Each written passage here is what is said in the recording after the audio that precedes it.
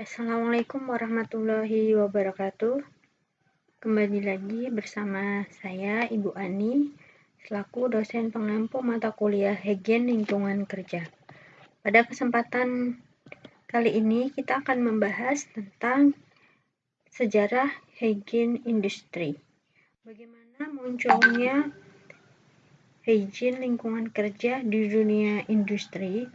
Di dalam catatan sejarah ada sejarah di dunia dan di Indonesia, di mana menurut OSHA tahun 1998 kesadaran tentang higien industri telah muncul sejak lama sebelum tahun Masehi. Sehubungan antara lingkungan dengan kesehatan tenaga kerja telah dikenal pada abad keempat sebelum Masehi ketika Hippocrates mencatat adanya racun yang berbahaya pada industri pertambangan. Pada abad pertama Masehi, Pliny, seorang sarjana tertua, mendeskripsikan resiko kesehatan pada pekerjaan yang berhubungan dengan zinc dan sulfur. Pliny juga menganjurkan penggunaan masker wajah yang terbuat dari kulit binatang untuk melindungi pekerja dari paparan debu dan serbuk timah. Kemudian pada abad kedua, seorang dokter Yunani yang bernama Galen secara akurat mendeskripsikan proses patologis penyakit akibat paparan timah dan juga mendeskripsikan paparan debu, tembaga, dan kabut asap. Selanjutnya pada abad sebelum abad 16, higien perusahaan kerja belum nampak. Baru sesudah beberapa ahli mulai memusatkan perhatiannya terhadap penyakit-penyakit pada pekerja pertambangan dan pekerjaan lainnya. Hal ini ditandai oleh seorang sarjana Jerman bernama Agricola pada tahun 1556 menulis sebuah buku yang berjudul De Re Metallica. Sedangkan Paracelsus pada tahun 1569 menulis buku yang berjudul Von der Berggeich an anderen Bergkrankheiten. Dalam bukunya, kedua ahli tersebut menggambarkan pekerjaan-pekerjaan dalam tambang, cara mengolah biji besi, dan penyakit-penyakit yang diderita oleh para pekerja, beserta gagasan-gagasan pencegahannya. Agricola menganjurkan ventilasi dan penggunaan tutup muka, sedangkan Paracelsus menguraikan hal-hal yang kita kenal dengan istilah toksikologi industri.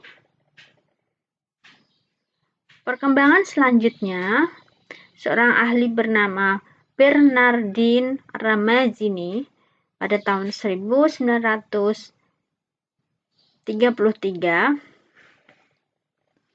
sampai 1714 menulis buku di masa tahun 1714 menulis buku De Morbis Artificam Diatriba. Dalam buku tersebut diuraikan panjang lebar mengenai berbagai penyakit dan jenis pekerjaan yang dilakukan oleh pekerja. Selain itu meletakkan dasar-dasar kuat bahwa pekerjaan dapat menimbulkan penyakit, termasuk cara menegakkan diagnosa penyakit akibat kerja. Ramazzini memberikan nasihat kepada para sejawatnya agar meminta kepada pasien untuk menceritakan pekerjaannya ketika sedang melakukan anamnesa atau pengkajian pada pasien. Ramazzini dikenal juga sebagai bapak higien perusahaan dan kesehatan kerja. Seiring perkembangan revolusi industri di Inggris, sebagai akibat ditemukannya berbagai cara produksi baru, mesin produksi, dan lain-lain, maka higien perusahaan dan kesehatan kerja mulai berkembang dengan pesat. Jadi, siapa tokoh dunia tentang higien perusahaan dan kesehatan kerja? Yaitu Ramazzini. Selanjutnya, sejarah higien industri di Indonesia. Kita mengenal sejak kapan kesehatan kerja dan higien usaha perusahaan diterapkan di Indonesia. Sampai saat ini belum ditemukan referensi yang memadai. Akan tetapi, Bapak kita, Sumakmur, pada tahun 96 memprediksikan sejarah kesehatan kerja dan higien perusahaan di Indonesia dimulai sejak pada zaman penjajahan Belanda. Pada masa itu, terdapat Dinas Kesehatan Militer yang selanjutnya menjadi Dinas Kesehatan Sipil, di mana usaha-usaha kesehatan kerja ditunjukkan untuk memberikan pelayanan kesehatan ala kadarnya terhadap pekerja-pekerja pribumi agar dapat menghasilkan bahan-bahan yang diperlukan Belanda. Selanjutnya pada abad ke-20, dibuatlah undang-undang tentang kebersihan, kesehatan, dan keselamatan yang sederhana isinya sesuai dengan keperluan pada waktu itu. Perkembangan higien perusahaan dan kesehatan memang tidaklah sepesat di negara-negara lain. Hal ini disebabkan karena memang Indonesia sedang dijajah sehingga beberapa perusahaan justru dibekukan dan posisi tenaga kerja pada waktu itu hanya sebagai pekerja rodi yang tidak diupah secara layak. Pada masa penjajahan Jepang, K3 tidak berkembang sama sekali. Baru setelah Indonesia merdeka, higien perusahaan kesehatan kerja barulah berkembang. Hal ini ditandai dengan adanya peraturan perundangan tentang Undang-Undang Kecelakaan secara institusional pada tahun 57 dibentuk Lembaga Buruh dan pada tahun 67 dirubah menjadi Lembaga Keselamatan dan Kesehatan Buruh. Reorganisasi Kabinet Ampera pada tahun 66 lebih memperjelas fungsi dan kedudukan higien perusahaan dan kesehatan kerja dalam aparatur pemerintah. Pada waktu itu, secara resmi Dinas Higien Perusahaan atau Sanitasi Umum dan Dinas Kesehatan Tenaga Kerja di Departemen Kesehatan. Organisasi swasta pun juga tidak ketinggalan mulai bermunculan seperti Yayasan Higien Perusahaan di Surabaya serta di kota lain seperti di Bandung. Adapun buku yang pertama kali membahas tentang ilmu kesehatan buruh pertama kali diterbitkan oleh Dr. Sumakmur PK MSc pada tahun 67. Kemudian disusul dengan penerbitan majalah Triwulan Higien Perusahaan dan Jaminan Sosial muncul untuk pertama kalinya pada tahun 1968.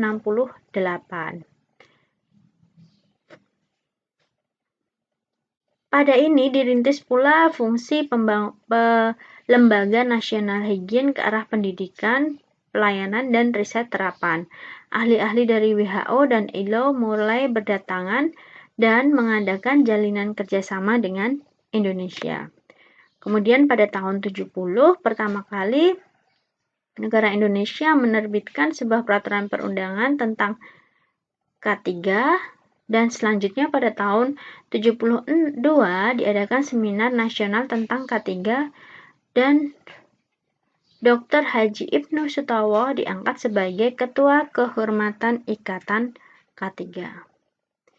Dalam perkembangan selanjutnya, dalam satu kongres nasional, Hiperkes yang diadakan di Shahid Garden Hotel Yogyakarta pada tahun 86 diangkat Bapak Sumakmur sebagai Bapak Hiperkes Indonesia. Itu tadi sekilas tentang sejarah munculnya higien industri di dunia maupun di Indonesia.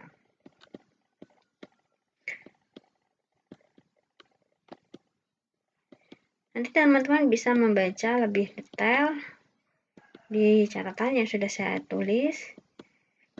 Kemudian kita lanjut ke pengertian higien industri.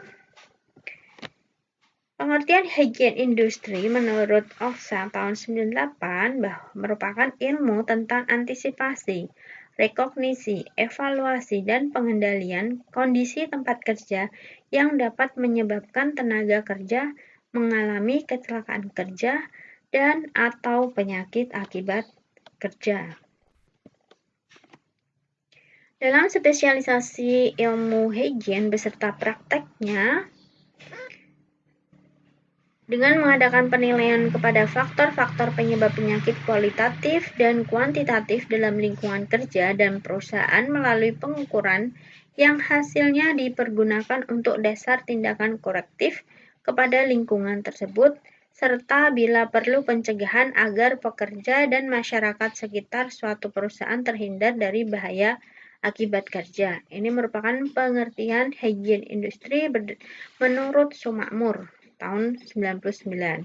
Sedangkan menurut Undang-Undang Nomor 14 tahun 69, higien perusahaan merupakan lapangan kesehatan yang ditunjukkan kepada pemeliharaan dan mempertinggi derajat kesehatan tenaga kerja, dilakukan dengan mengatur pemberian pengobatan, perawatan tenaga kerja yang sakit, mengatur persediaan tempat, cara dan syarat untuk pencegahan penyakit baik akibat kerja maupun umum, serta menetapkan syarat-syarat kesehatan perumahan tenaga kerja.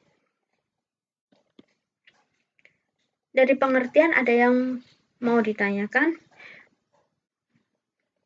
Selanjutnya, metode.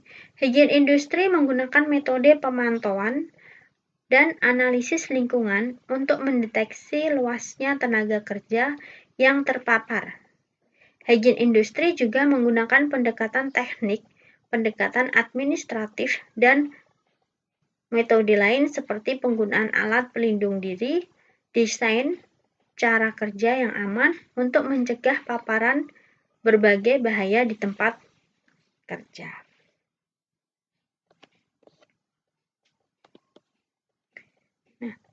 Sebelum kita mengenal lebih lanjut tentang higien industri dan higien lingkungan kerja, kita perlu mengetahui dasar perundangan yang melatar belakangi atas kegiatan higien ini.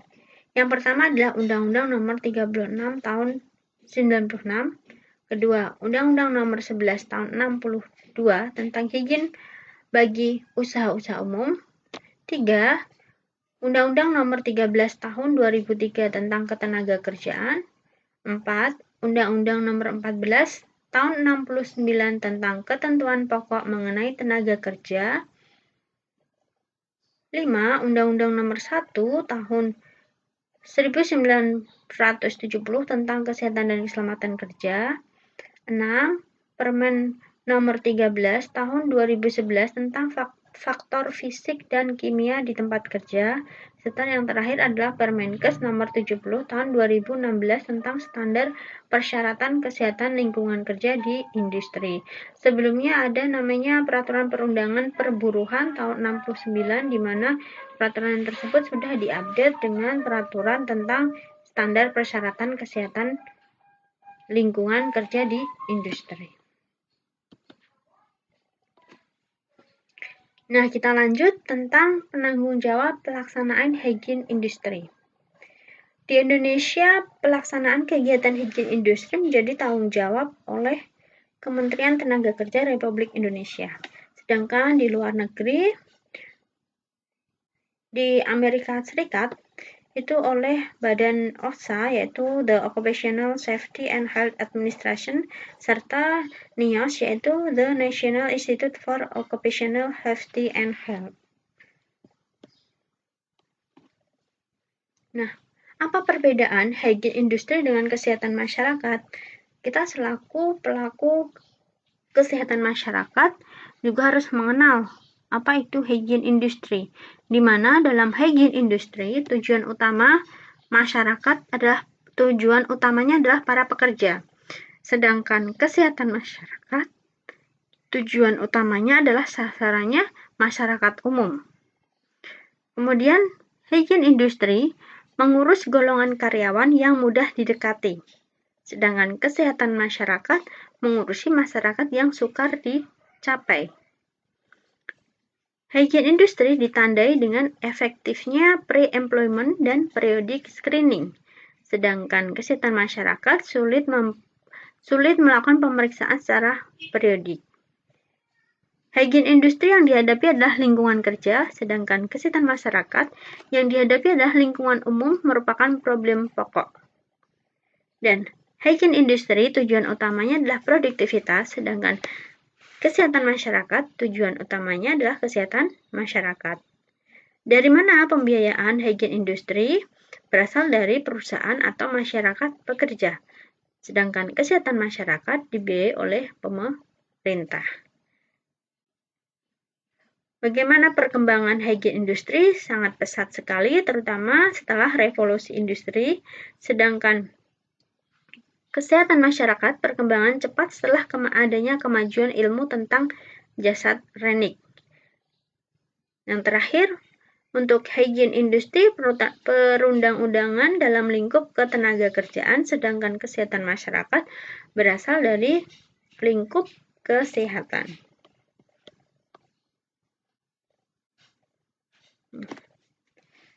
Selanjutnya, tujuan hygiene industri. Ini ada 2 poin pokok utama atau tujuan utama yang mendasari hygiene industri itu adalah pencegahan, pemberantasan penyakit dan kecelakaan akibat kerja, pemeliharaan, peningkatan kesehatan, mempertinggi efisiensi dan daya produktivitas tenaga kerja. Yang kedua, pemberantasan kelelahan, penglipat gandaan kegairahan dan kenikmatan kerja, perlindungan bagi masyarakat sekitar industri, serta perlindungan masyarakat luas dari bahaya yang mungkin ditimbulkan oleh produk industri. Jadi tujuan utamanya adalah produktivitas tenaga kerja itu sendiri. Yang kedua adalah perlindungan masyarakat dari potensi bahaya yang mungkin ditimbulkan akibat hasil produksi. Kita lanjut ke ruang lingkup. Ruang lingkup hygiene industri ada 4, meliputi antisipasi, rekognisi, evaluasi, dan pengendalian. Apa itu antisipasi, rekognisi, evaluasi, dan pengendalian? Keempat poin ini biasa disingkat dengan AREK, antisipasi, rekognisi, evaluasi, dan kontrol. Yang pertama adalah antisipasi. Antisipasi merupakan kegiatan untuk memprediksi potensi bahaya dan risiko di tempat kerja, tahap awal dalam melakukan atau penerapan hygiene industri di tempat kerja. Yang kedua adalah rekognisi. Maaf, tulisannya keliru. Rekognisi merupakan serangkaian kegiatan untuk mengenali suatu bahaya lebih detail dan lebih komprehensif dengan menggunakan suatu metode yang sistematis sehingga dihasilkan suatu hasil yang objektif dan bias dipertanggungjawabkan, di mana dalam rekognisi ini kita melakukan pengenalan dan pengukuran untuk mendapatkan informasi tentang konsentrasi dosis, ukuran, atau partikel, jenis, kandungan, atau struktur, sifat, dan lain-lain. Selanjutnya, ketiga adalah evaluasi. Dalam proses evaluasi ini kita akan melakukan pengukuran, pengambilan sampel, dan analisis di laboratorium. Kemudian, melalui penilaian lingkungan dapat ditentukan kondisi lingkungan kerja secara kuantitatif dan terperinci. Selanjutnya, membandingkan hasil pengukuran dan standar yang berlaku, sehingga dapat ditentukan perlu tidaknya teknologi pengendalian, ada atau tidaknya korelasi kasus kecelakaan dengan penyakit akibat kerja dan lingkungannya, serta sekaligus merupakan dokumen data di tempat kerja. Terakhir, tentang pengontrolan atau controlling. Dalam pengontrolan dalam K3 hierarki pengendalian bahaya itu ada namanya 5 tahapan. Kalau dalam hygiene industri Ada yang menggunakan 5, ada yang menggunakan 4. Tapi secara umum sebaiknya kita ambil tentang dalam pengontrolan ini. Secara umum kita ambil hierarki dari pengendalian, yaitu eliminasi, substitusi, engineering control, administrative control, dan PPE atau APD. Dalam eliminasi ini kita menghilangkan potensi bahaya yang ada yang menjadi sumber bahaya. Kemudian substitusi ini adalah mengganti. Engineering control itu melakukan tindakan perbaikan secara teknik engineering, bisa melakukan isolasi, bisa melakukan ventilasi dan lain sebagainya. Kemudian administrasi kontrol ini lebih ke teknik administrasi. Kemudian terakhir penggunaan APD atau PPI. Nah, dari materi ini jika ada kurang lebihnya saya mohon maaf. Bisa di-review kembali di daftar pustaka. Selanjutnya, jika ada pertanyaan silahkan bisa tulis kolom di komen. Kurang lebihnya mohon maaf. Assalamualaikum warahmatullahi wabarakatuh.